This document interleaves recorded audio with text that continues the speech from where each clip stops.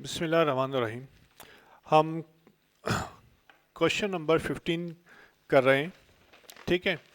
Question number 15 का हमने पहला लेक्चर हमने देखा था। उसके अंदर हमने एडजस्टमेंट्स बनाई थी। एडजस्टमेंट्स बनाने के बाद जो है ना, फिर इसको इसके तमाम रेलिवेंट जो है ना, हमने लेजर्स बनाए थे। लेजर्स बनाने के बाद हमारे पास हमने इनकम स्टेटमेंट बनानी है और हमने जो है बैलेंस शीट बनानी है। राइट। लेकिन एक और तरीका मैं आपको बता दूं, समझा दूं, जो कि आपके कोर्स में तो वो डिफाइंड नहीं है, लेकिन इट्स अ वर्किंग। सही है। लेजर जो आप बना रहे हैं वो भी वर्किंग आप कर रहे हैं। ठीक है। और ये जो मैं आपको वर्कशीट एक बना रहा हूँ, मतलब कि किस तरीके से जो है ना, ये आप इसको फर्दर कर सकते हैं। ठीक है, थोड़ा सा टाइम आपको लगेगा इसके अंदर, बट आई होप के ये ज़्यादा थोड़ा बेनिफिशियल होता है बनाना जो है। इससे जो आपकी फिगर्स होती हैं वो आपके कंट्रोल में रहती हैं। ठीक है। तो अभी हम देखते हैं कि वर्कशीट हम किस तरह से बनाते हैं। एडजस्टमेंट अगर हमें दी हुई हैं तो उसको किस तरह से, तो ये पूरी एक वर्कशीट मैं बनाऊंगा इसको यहाँ पे। ठीक है। और फिर देखते हैं। पहले मैं वर्कशीट का जो है एक खाका बना लूँ, ताकि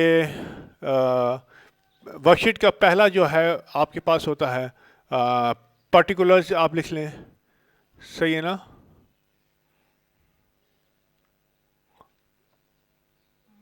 पर्टिकुलर्स का मतलब ये है कि अकाउंट टाइटल, जो कैश, बैंक, ये सारे जो आते हैं वो इसके नीचे आ जाएंगे।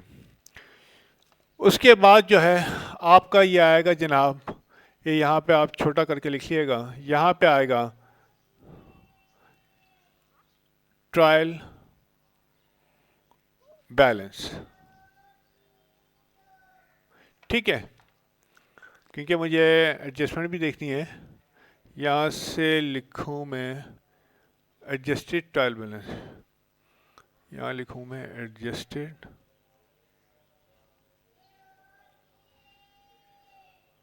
एडजस्टेड ये होगा डेबिट और क्रेडिट। ठीक है। एडजस्टेड ट्रायल बैलेंस, और नीचे आ जाएगा आपका क्रेडिट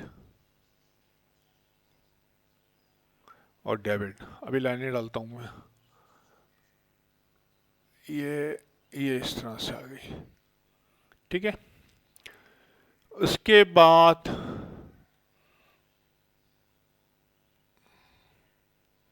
ऊपर से आई लकीर, ये इधर से आई लकीर। ठीक है। ये एक सेक्शन हो गया। फिर यहाँ पे बना एक सेक्शन एडजस्टमेंट्स का।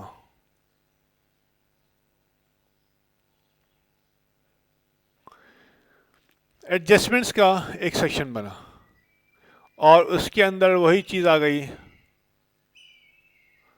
क्रेडिट, और ये आ गई डेबिट। कॉलम बनाते हुए देख लिएगा कि आपके अमाउंट आ जाए इसके अंदर, और ये आ गई चीज़ आपकी। ठीक है।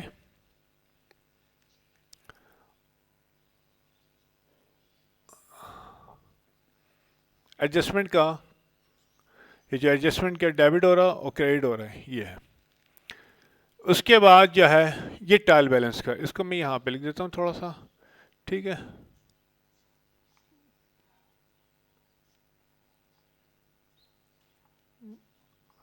ट्रायल बैलेंस,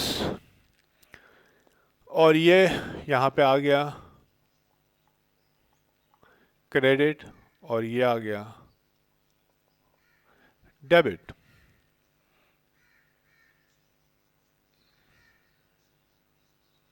ये आ गया, और ये आपका ये लकीर आ गई। ओके। ये लकीर आपके पास पूरी आ गई। ये आपने डाल दी,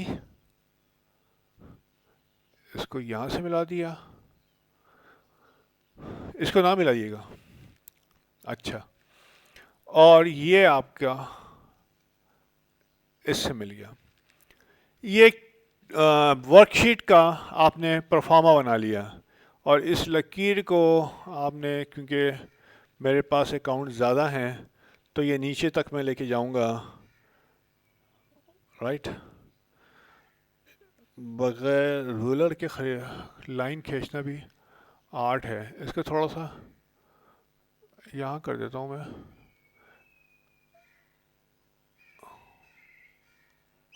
इसको बड़ा कर देता हूँ थोड़ा सा। अच्छा जी, ये आपके पास, ये आपने नीचे तक लाइन खींचनी है ताकि सारे अकाउंट आपके पास आ जाएं, और ये आपके पास क्रेडिट हो गया। सही है, ये आपके पास डेबिट हो गया। ये थोड़ा पतला हो गया एंड क्या करें, चलो अभी तो हमारे हाथ में है। इसको मैं यहाँ से स्टार्ट करता हूँ।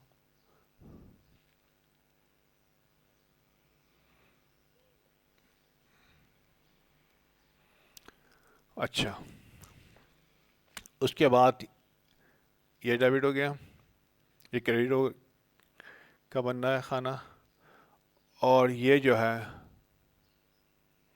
डेबिट का खाना बनना है। सही है जी। ये आपने, और इसको आपने यहाँ से, यहाँ पे हम लकीर नहीं डालेंगे, ये लकीर डालेंगे यहाँ पे, ठीक है। ये बन गई आपके पास, ये पर्टिकुलर्स आ गए आपके पास। ये आपके पास एक खाका बन गया कि भाई मैंने इसको वर्कशीट को कैसे बनाना है, राइट। ये फिर नीचे चले आएंगे अगर ज़रूरत होगी तो। अब जो है, जितने मेरे पास ट्रायल बैलेंस में सवाल के अंदर जितने भी डेबिट दिए हुए हैं और जितने भी क्रेडिट दिए हुए हैं, वो मैं तमाम यहाँ पे अकाउंट लिख लूँगा। लिखना शुरू करता हूँ मैं, ठीक है। ये मैंने लिखा कैश, कैश है 26,000 ट्रायल बैलेंस में। अकाउंट रिसीवेबल है, अकाउंट अकाउंट रिसीवेबल है 37,000 रुपये। उसके बाद है मर्चेंडाइज,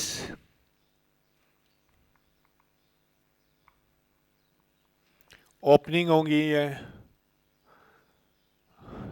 44,000 रुपये, ओके। फिर है इक्विपमेंट, इक्विपमेंट हैं 72,000 रुपये। उसके बाद परचेजेज हैं 2,16,000 रुपये, ठीक है। उसके बाद मशीन है 1,80,000 रुपये। सैलरीज एक्सपेंस है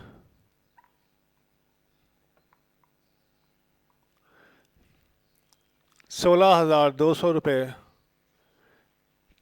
ये जो ट्रायल बैलेंस की फिगर लिख रहा हूँ मैं, ये आपके क्वेश्चंस के अंदर दी हुई होंगी, ठीक है।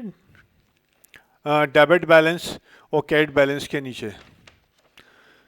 तो मैंने डेबिट बैलेंस लिख लिया। अब wages expense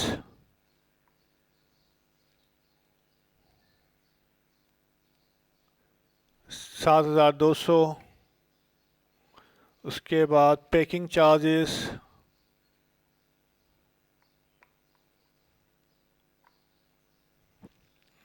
18,000।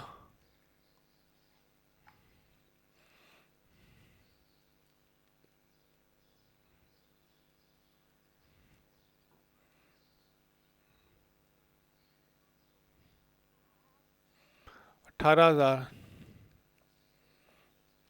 Prepaid rent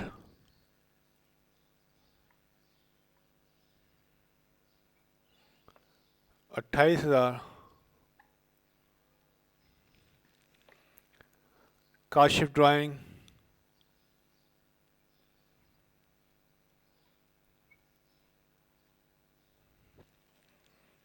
3,600 transportation इन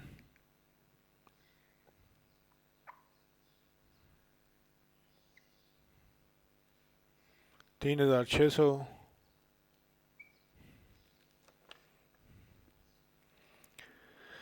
सेल्स रिटर्न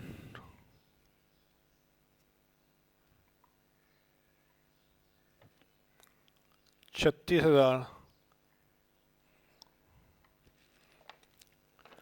सेल्स रेवेन्यू थोड़ा छोटा लिखूंगा मैं रेवेन्यूज 3,50,000 डेबिट साइड पे ना लिख देना सेल्स रेवेन्यू हमेशा क्रेडिट साइड पे लिखा जाएगा 3,50,000 ठीक है ये क्रेडिट साइड पे लिखा जाएगा ट्रायल बैलेंस की purchase return purchase return and allowance 3,600 ये भी क्योंकि परचेजिस का कंट्रा है तो ये क्रेडिट साइड पे लिखा जाएगा एक्युमुलेटेड डेप्रिसिएशन मशीन इसका हमेशा क्रेडिट बैलेंस होता है एक्युमुलेटेड का क्रेडिट साइड पे लिख दिया आपने अब ये ऊपर हो गया थोड़ा सा थोड़ा सा फिगर्स को ज़रूर ख्याल रखना ऊपर नीचे ना हो जाए वरना आगे जो है ना मुश्किल हो जाती है 3,50,000 ये हो जाएगा 3,50,000 ये है रिटर्न 3,600 और ये है 18,000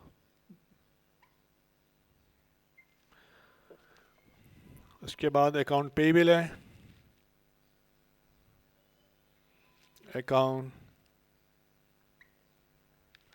पेबल है 9,000 उसके बाद है लोन पेबल है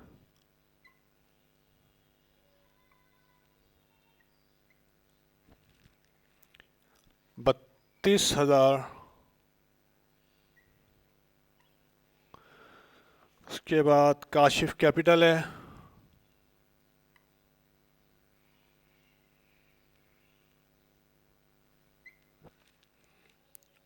2,60,000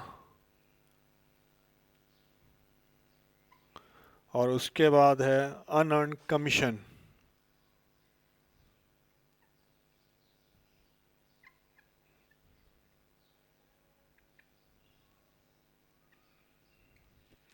कमीशन है 15,000 रुपये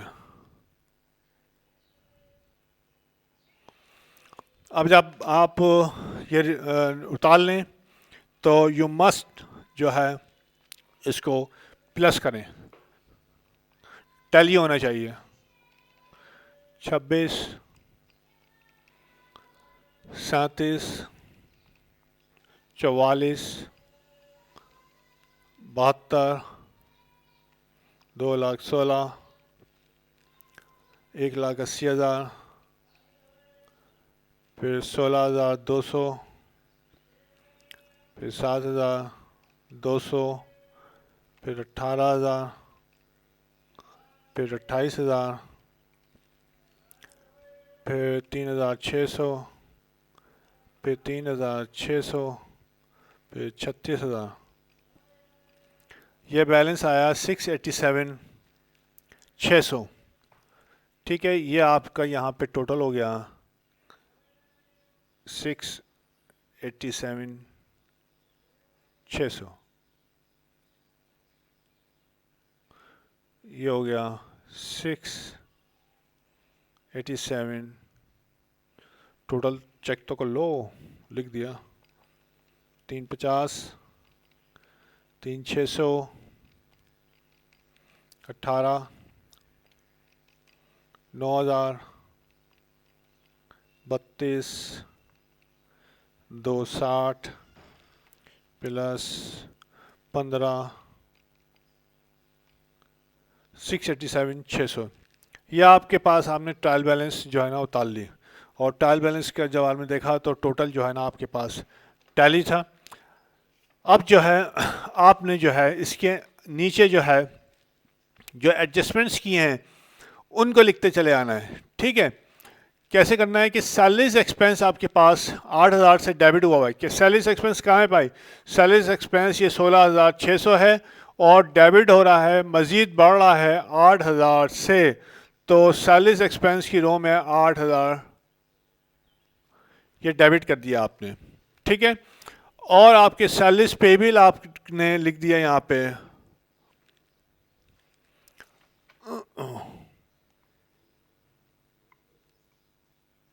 सैलरीज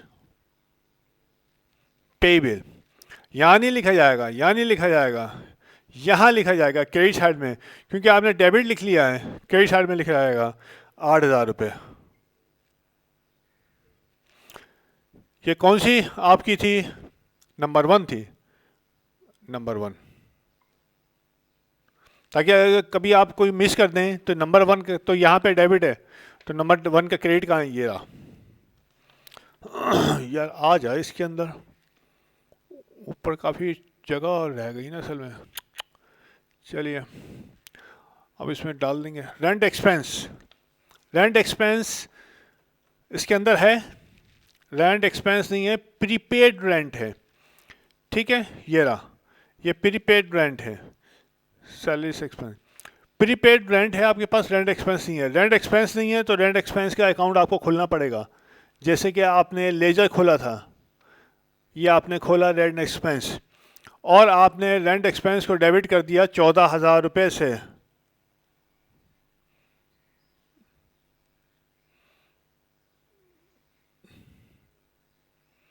ठीक है, 14,000 रुपये से रेंट एक्सपेंस को आपने डेबिट कर दिया, और क्या किया, जो प्रीपेड रेंट था उसको आपने क्रेडिट दे दिया। ठीक है, ये क्रेडिट दे दिया आपने, ये थी नंबर 2, ये नंबर 2, ये दोनों हो गई। उसके बाद बैड डेट्स एक्सपेंस और अलाउंस फॉर बैड डेट नहीं है जी, ये दोनों डालनी पड़ेंगी। वेयर इज माई चेयर,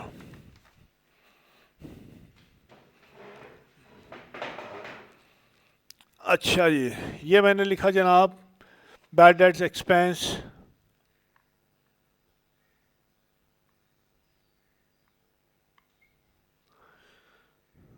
और allowance for bad debt.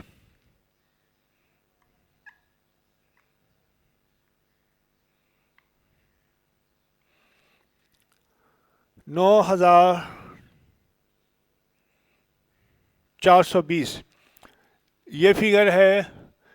Bad debt expense जो है आपका डेबिट हुआ है 9,420 से, और allowance for bad debt credit हुआ है 9,420 से। तो ट्रायल बैलेंस में कोई भी फिगर नहीं है, कोई भी अकाउंट नहीं खुला हुआ, तो दोनों अकाउंट आपने यहाँ पे खोले और आपने बैड डेट एक्सपेंस को आपने डेबिट कर दिया 9,420 से और क्रेडिट दे दिया 9,420 से। ये थर्ड हो गई। ठीक है, ये हो गई आपकी, पोस्ट कर दिया आपने। अब आपके पास आती है जनाब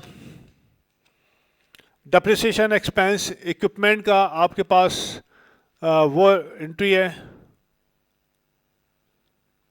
डेप्रिसिएशन एक्सपेंस इक्विपमेंट को, और अलाउंस फॉर डेप्रिसिएशन आपने डालना पड़ेगा, अलाउंस फॉर डेप्रिसिएशन इक्विपमेंट को। अभी मैं इसकी अमाउंट लिखता हूँ। फिर depreciation machinery depreciation expense machinery amount लिखता हूँ अभी मैं, और कमीशन इनकम, ये वो अकाउंट हैं जो कि ट्रायल बैलेंस के अंदर नहीं है और आपको खोलना पड़ रहे हैं।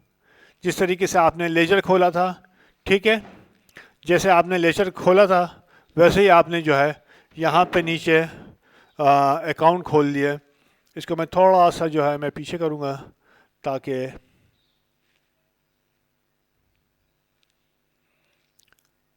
ये पूरा आ जाए मेरे पास, ठीक है। And this one how it goes. अच्छा जी, अब यहाँ पे मेरे पास 9420 मैंने ये लिख दिया। 9420 इक्विपमेंट का मेरे पास डेप्रिसिएशन है 7200, इसको ठीक है 7200 है, एक्सपेंस 7200 और एक्यूमुलेटेड डेप्रिसिएशन है 7200, ये आपने डाल दिया। मशीन का डेप्रिसिएशन है 18,000 रुपये, ये आपने यहाँ पे लिखा, 18,000 से डेबिट किया। और मशीन का एक्यूमुलेटेड डेप्रिसिएशन यहाँ पे दिया हुआ है कहीं, एक्यूमुलेटेड डेप्रिसिएशन मशीन का दिया हुआ है, तो आपने इसके आगे फिगर डालनी है। यानी कि जो अकाउंट ट्रायल बैलेंस में दिया हुआ है वो आपने ओपन नहीं करना है।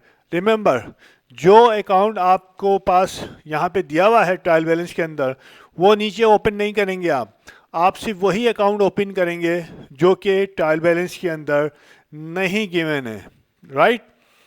तो 18,000 रुपये आपका डेप्रिसिएशन मशीनरी था और यहाँ पे अकाउंट खुला हुआ था एक्यूमुलेटेड डेप्रिसिएशन का मशीनरी का, वो आपने उसके आगे क्रेडिट दे दिया, यानी कि प्लस कर देंगे अब आप। और कमीशन इनकम जो है आपकी 5,000, कमीशन इनकम जो है आपकी 5,000 से क्रेडिट हो रही है, ठीक है। आपने यहाँ पे अकाउंट खोला कमीशन इनकम का और 5,000 से आपने इसको क्रेडिट दे दिया, ओके। और वन थिंग, अनअर्न कमीशन जो है ये रही, ये जो है आपने इसको डेबिट कर दिया, कम कर दिया 5,000 से, ये आपने डेबिट कर दिया, ठीक है जी। अब आप इसको जब प्लस करेंगे तो डेबिट कितना आ जाएगा, इसका टोटल आएगा 61,620, इसका टोटल आएगा 61,620, इसका टोटल आएगा 61,620। कैलकुलेट करके देख लेना, ठीक है। दोनों ये इक्वल इश्यू से आएंगे, जो चीज़ आपने डेबिट की वही चीज़ क्रेडिट की, जो 8,000 debit 8,000 credit, 14,000 credit 14,000 debit, 18,000 credit 18,000 debit, 5,000 debit 5,000 credit, 9,420 debit 9,420 credit, 7,200 debit और 7,200 क्रेडिट। तो इस तरीके से ये फिगर आपके पास आ गई। अब आपने क्या करना है, फटाफट जो है यही फिगर सही है यहाँ पे लिखते चले आएंगे। कैश कितना है 26,000 रुपये, अकाउंट रिसीवेबल 37,000 रुपये। जिन अकाउंट में एडजस्टमेंट नहीं है फिगर वही ले आनी है, वही आप उठा के लिख देंगे। 72,000 रुपये, 2,16,000 रुपये, 1,80,000 रुपये, 80,000 रुपये, 16,200 और 8,000 24,200 रुपये। ये भी डेबिट था और ये भी डेबिट था, ये प्लस हो गए 7,200 रुपये। उसके बाद 18,000 रुपये पैकिंग, और उसके बाद प्रीपेड रेंट 28 डेबिट था और 14 क्रेडिट हो गया, तो 14 रह गया डेबिट में, ठीक है, डेबिट ही है ना। 3,600, 3,600, फिर 36,000 सेल्स रिटर्न डेबिट, उसके बाद 350। देखें ज़्यादातर आइटम्स आपके वही रहेंगे, कोई चेंज नहीं होंगी, सिर्फ ये वाले चेंज होंगे। फिर 36,000, 3,600, फिर ये 18, ये क्या हुआ भाई? अच्छा, एक्यूमुलेटेड डेप्रिसिएशन क्रेडिट था, एडजस्टमेंट क्रेडिट की बढ़ी तो 36,000 हो गया मशीन का एक्यूमुलेटेड डेप्रिसिएशन। फिर 9,000 है, 9,000 क्या है? अकाउंट पेएबल है। 32,000 है लोन पेएबल। फिर 2,60,000 कैपिटल है, और उसके बाद अनअर्न कमीशन कितना रह गया? 15,000 क्रेडिट था, 5,000 डेबिट किया तो 10,000 रह गया। ठीक है, अब उसके बाद जो है सैलरी पेएबल आपके पास 8,000 थी, ये लिख दिया आपने 8,000। उसके बाद रेंट एक्सपेंस आपने रिकॉर्ड किया 14,000 रुपये का, ये कर दिया आपने, ये एडजस्टमेंट डाली थी आपने, 14,000 से डेबिट किया था, क्रेडिट किया था, 14,000 से डेबिट कर दिया। ये एडजस्टेड ट्रायल बैलेंस भी साथ साथ बनती जा रही है। ये है bad debt expense 9,420, 9,420 bad debt expense 9,420, allowance for bad debt 9,420, ये क्रेडिट दे दिया आपने, डेबिट दे दिया। और उसके बाद अलाउंस फॉर बैड डेट हो गया। डेप्रिसिएशन इक्विपमेंट का 7,200, ये आपने डेबिट दे दिया, और अलाउंस फॉर डेप्रिसिएशन ये किस पे है? ये है इक्विपमेंट के ऊपर है। उसके बाद 18,000 रुपये मशीनरी का डेप्रिसिएशन डेबिट आ गया आपके पास, और उसके बाद जो है कमीशन इनकम आपके पास आ गई 5,000 रुपये। ठीक है जी, अब आप जब इसका टोटल कर लेंगे, फटाफट टोटल कीजिए आप, तो 26,000 प्लस 37,000, 44,000, 72,000, 2,16,000, 1,80,000, 24,200, 7,200, 18,000, 14,000, 600, 3,600, 36,000, नीचे 14,000, 9,420, 7,200 प्लस 18,000 रुपये, 7,30,260 रुपये आपके पास फिगर आई डेबिट साइड की। अल्लाह अकबर, 7,30,000 है, कितना है? 7,30,220, 7,30,220, ये आपके पास फिगर आ गई डेबिट साइड की। और उम्मीद करता हूँ यही क्रेडिट साइड की आएगी। 350, 3,600, 36,000, 9,000, 32,000, 2,60,000, 10,000, 8,000, 9,420, 7,200, 5,000, 7,30,220 क्रेडिट साइड की फिगर आ गई। 5,000 को थोड़ा सा ऊपर लिख दूं मैं, ये लाइन मैं सीधी कर दूं, तो ये आ गया 7,30,220। ठीक है, नज़र आ रहा है? आ गया अभी। तो ये आपकी जो है इस तरीके से हम थोड़ी सी लाइनें आड़ी तिरछी हैं, आपके पास तो रूलर होगा तो आप अपने पेज के ऊपर सीधी लाइन खींच सकते हैं, और इसको इस तरीके से वर्कशीट हम बनाते हैं। इसका ये एक एडवांटेज ये होता है कि हम लेजर हमको नहीं बनाने। देखिए ये मुझे 30 यानी कि मुझे 30 मिनट लगे हैं पूरा ये बनाने के अंदर, राइट। और जो लेजर मैंने बनाया था, सारे उसकी फीडिंग या वो सब मैंने जब की थी, तो मुझे तकरीबन 20 मिनट लगे थे, सही है। 10 मिनट मुझे इसको बनाने में एक्स्ट्रा लगे। मैं मानता हूँ 10 मिनट मुझे एक्स्ट्रा लगे, लेकिन जब मैं बैलेंस शीट बनाने जाऊंगा, जब मैं इनकम स्टेटमेंट बनाने जाऊंगा, तो मुझे ये फिक्र नहीं होगी कि यार मैं कौन सा बैलेंस कहाँ से उठाऊं, कि इसके अंदर मैंने प्लस किया है नहीं किया है। कभी मैं इधर जाऊंगा एडजस्टमेंट में, कभी मैं लेजर में जाऊंगा, और कभी मैं किताब के अंदर जाऊंगा, ठीक है। मुझे 3 जगह से इंफॉर्मेशन लेनी पड़ रही होगी। मतलब सवाल में से इंफॉर्मेशन लेनी है मुझे, और मुझे जो है लेजर में से इंफॉर्मेशन लेनी है, और फिर मुझे यहाँ से इंफॉर्मेशन एडजस्टमेंट में से इंफॉर्मेशन लेनी पड़ जाएगी 1-2 दफ़ा। तो ये इसमें जो है ना मेरा वो जो टाइम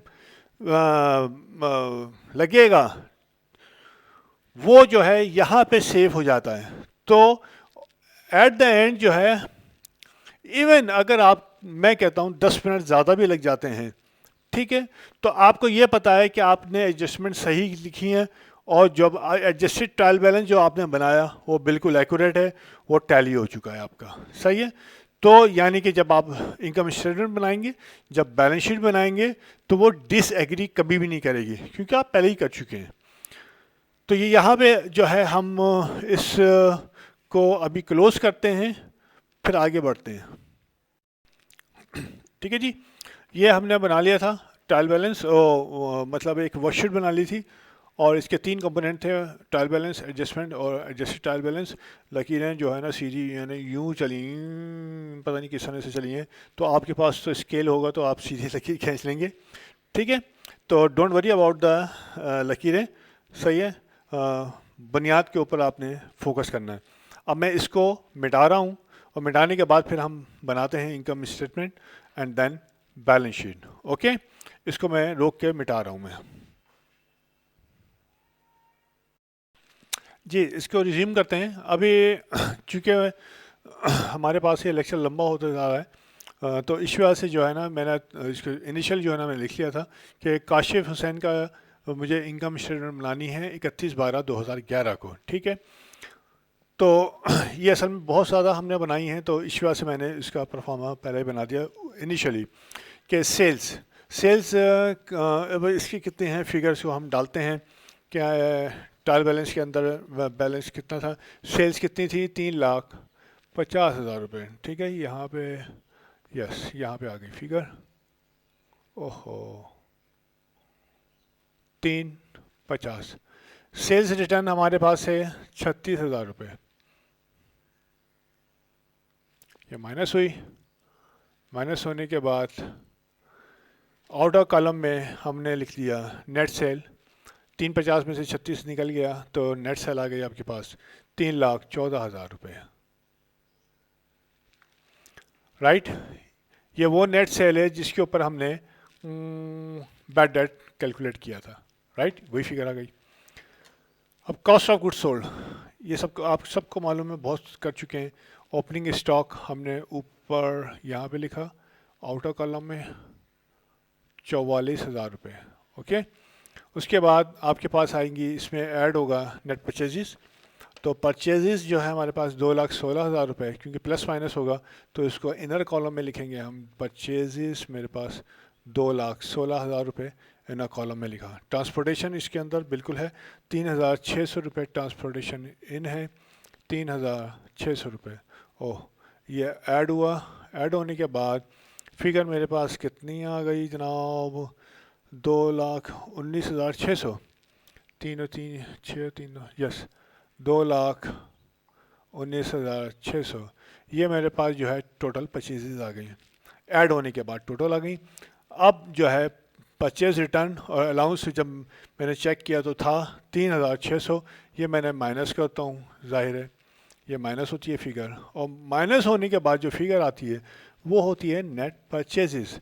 और दिस नेट परचेजेस जो है आपकी जो है ऐड होती है नेट परचेज कितनी आ गई, 2,16,000 रुपये। 2,16,000 रुपये आपको मालूम है, ये बहुत बना चुके हैं, बहुत डिस्कस कर चुके हैं, तो अब ज़्यादा करने की ज़रूरत नहीं है।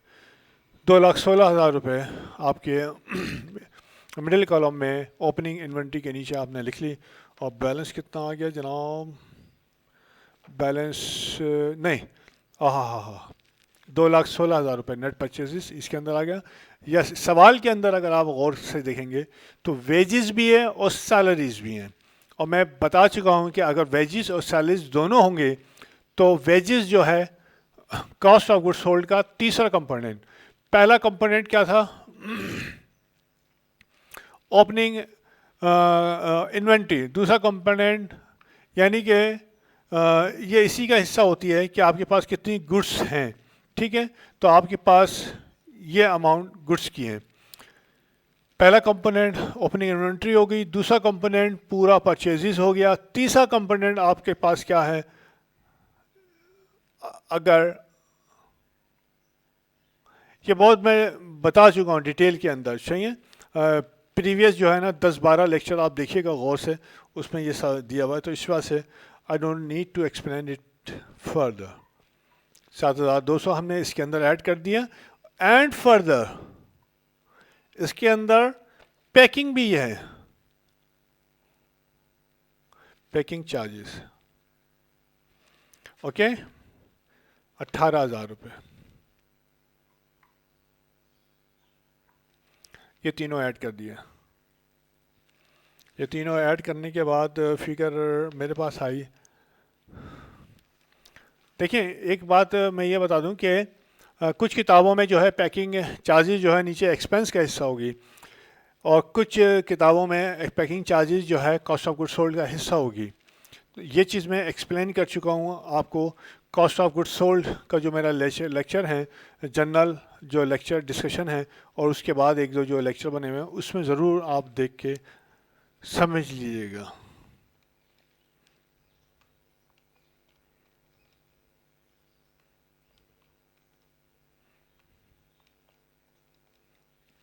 तो ये 2,85,000 मेरे पास आ गई, 2,85,200 ये हो गई good cost of goods, cost of goods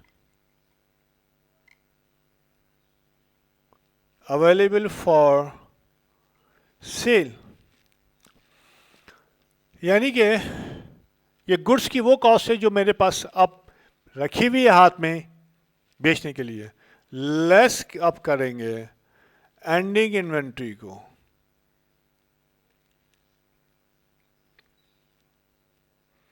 कितनी है,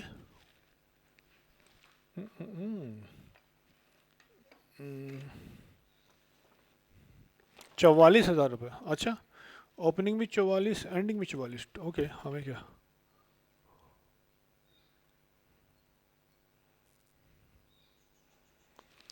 ये जो फिगर आई ये आई आपकी कॉस्ट ऑफ गुड्स सोल्ड,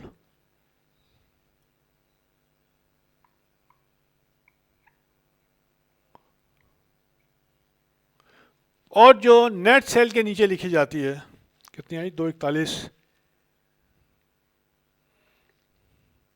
200, ठीक है। नेट सेल में से आपने कॉस्ट ऑफ गुड्स सोल्ड निकाली तो ग्रॉस प्रॉफिट आया 72,800 रुपये।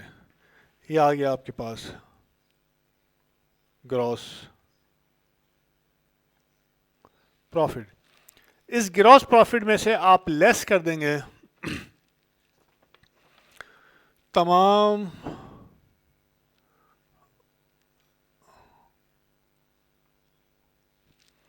ऑपरेटिंग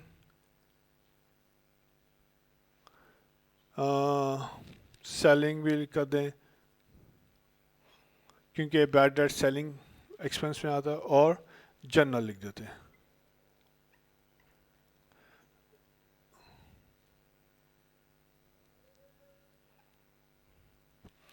ये आपने एक हेडिंग बना दी, उसमें जो है आपने सैलरीज एक्सपेंस लिखा,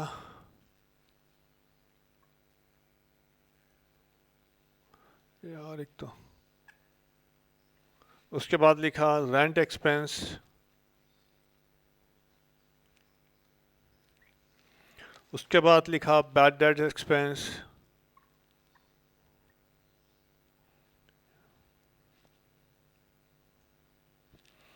उसके बाद लिखा डेप्रिसिएशन एक्सपेंस,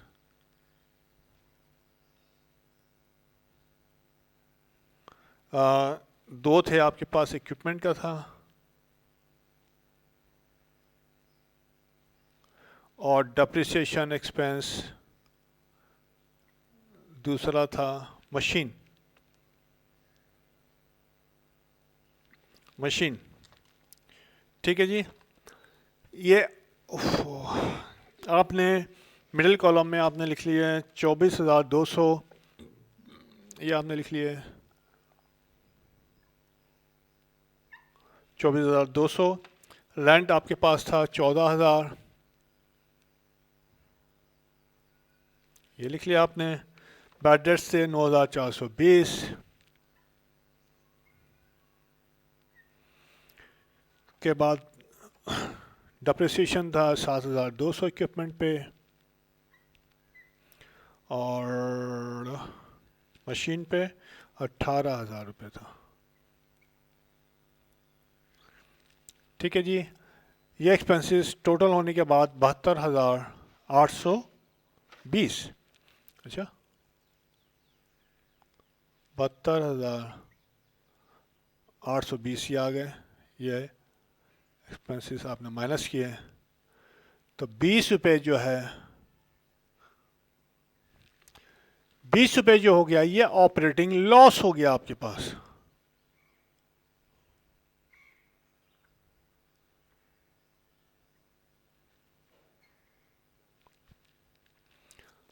ठीक है, यानी कि ये जो ऑपरेशन आपने किया है, ये सारा ऑपरेशन जो करने के बाद जो है ना आपको 20 रुपये का लॉस हो गया। हो जाता है लॉस, तो हो जाता है, कोई कोई बात नहीं। आप कोई इनकम है, एक इनकम आपके पास है। मैं कुर्सी पे बैठ हूँ यार।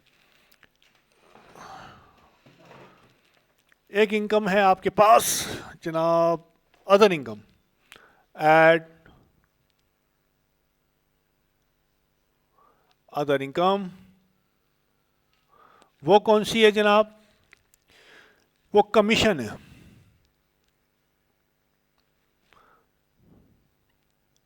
कमीशन इनकम, वहाँ पे मैं लिख ही लेता हूँ 5,000 रुपये आपकी इनकम यहाँ पे आई। 5,000 रुपये, 4,980, यस 4,980 जो हो गया, ये आपके पास ये हो गया total profit transfer to capital account. ये जो 4,980 आया, ये कैपिटल अकाउंट के अंदर हम ट्रांसफ़र कर देंगे, ठीक है, वहाँ चला आएगा। ओके, इसमें कोई चीज़ नहीं। अब मैं इसको रोक रहा हूँ और ये मैं रब कर दूंगा। रब करने के बाद यहाँ पे हम बैलेंस शीट बनाते हैं, ठीक है। बैलेंस शीट का परफॉर्मा मैं बना लूँगा ताकि टाइम ना वेस्ट हो, और उसमें फिर फिगर पुट करेंगे। ओके, रोकता हूँ मैं इसको। ये मैंने ट्रायल बैलेंस शीट का जो है परफॉर्मा यहाँ पे बना लिया है। और जो है क्योंकि लेक्चर जो है थोड़ा बड़ा हो गया ये करंट, तो इस वजह से जो है CU, तो इस वजह से जो है मैं फटाफट इसको करता हूँ। मैं करंट एसेट कैश है मेरे पास, उसके बाद है अकाउंट रिसीवेबल,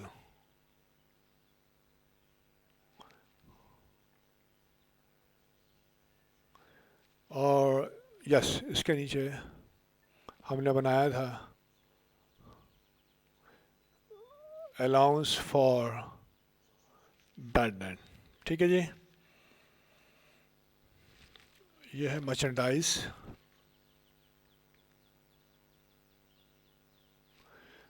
और उसके बाद है प्रीपेड रेंट,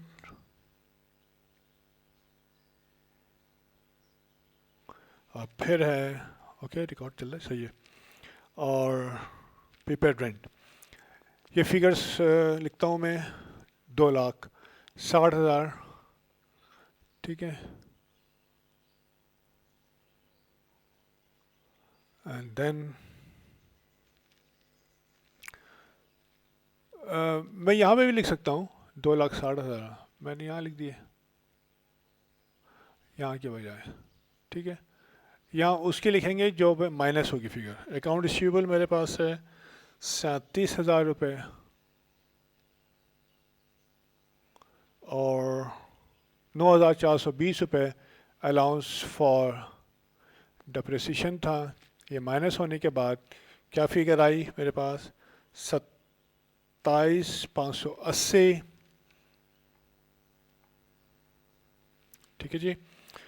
उसके बाद मर्चेंडाइज मेरे पास 44,000 की आ गई, और उसके पास प्रीपेड रेंट मेरे पास आ गया 14,000। तो टोटल करंट एसेट्स कितने हो गए मेरे पास,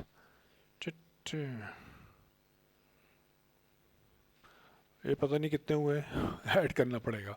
अच्छा जी, फिर नीचे आ गए मेरे पास, हेडिंग में आ गई नॉन करंट एसेट। ये क्लासिफाइड बैलेंस शीट बन रही है इन अकाउंट फॉर्म। रिमेंबर, पिछले जो हम करते आए हैं नॉन करंट एसेट को हमने ऊपर लिखा है और करंट एसेट को नीचे लिखा है। आज जो हम कर रहे हैं करंट एसेट को ऊपर लिख रहे हैं, नॉन करंट एसेट को नीचे लिख रहे हैं। मुख्तलिफ किताबों में मुख्तलिफ परफॉर्मा है, इस वजह से मैं दोनों कर रहा हूँ, घबराने की ज़रूरत नहीं है। मशीन, मशीन की कॉस्ट है जनाब 1,80,000 और लेस अलाउंस फॉर डिप्रिसिएशन कितना है, 36,000 रुपये है, 36,000 है। WDV आ गई 1,44,000,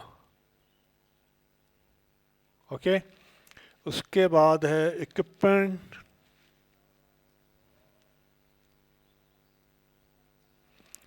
इक्विपमेंट है 72,000 रुपये,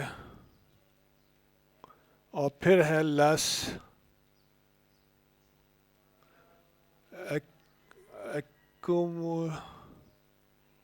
ओह एक्यूमुलेटेड डेप्रिसिएशन होगा,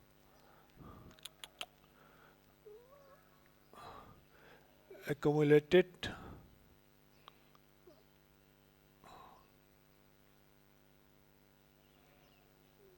डेप्रिसिएशन, ये भी एक्यूमुलेटेड डेप्रिसिएशन, इसका कितना है 7,200,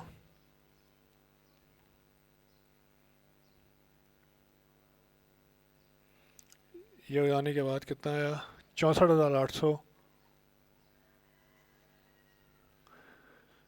और कुछ और नहीं।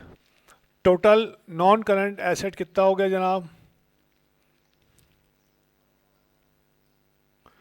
टोटल नॉन करंट एसेट्स आपके पास हो गए 2,08,800। ये कितने हुए आपके पास, ठीक है, एक सेकेंड, इसको मैं रोक के जो है एडिशन करता हूँ जी।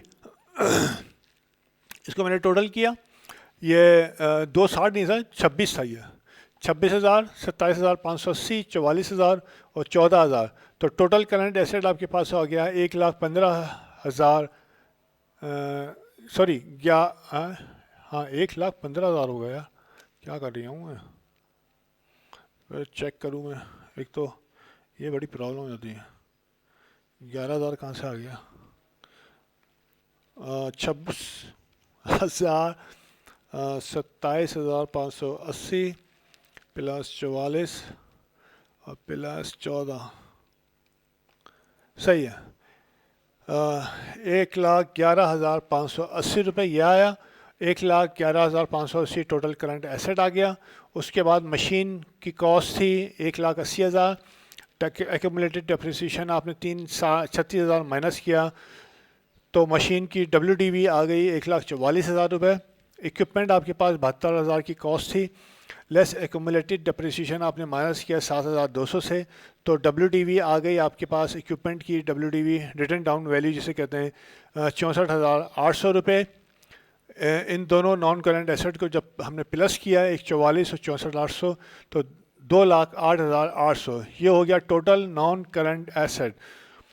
अब आपने इन दोनों करंट एसेट और नॉन करंट एसेट को जो है ना आपने प्लस किया तो आपके पास टोटल एसेट आ गया 3,20,380 रुपये। अब यहाँ पे जो है मैं लायबिलिटी साइड पे लिख रहा हूँ, मैं लिख लेता हूँ, ठीक है। उसके बाद जल्दी से एक्सप्लेन कर दूंगा क्योंकि लेक्चर काफ़ी लंबा हो गया है और अजानें भी शुरू हो गई हैं। तो अब यहाँ पे मैंने लिख दिया कि नॉन करंट लायबिलिटीज़, अमूमन लोन जो होते हैं लॉन्ग टर्म होते हैं, 12 महीने में पे करने वाले नहीं होते, तो इस वजह से मैंने हेडिंग, इसकी हेडिंग में लिखा है नॉन करंट लायबिलिटीज़ की हेडिंग में मैंने लिखा है लोन पेएबल। ये है 32,000 रुपये, ठीक है, ये 32,000 रुपये आ गए। अच्छा, उसके बाद जो है ये मेरे पास आ गई।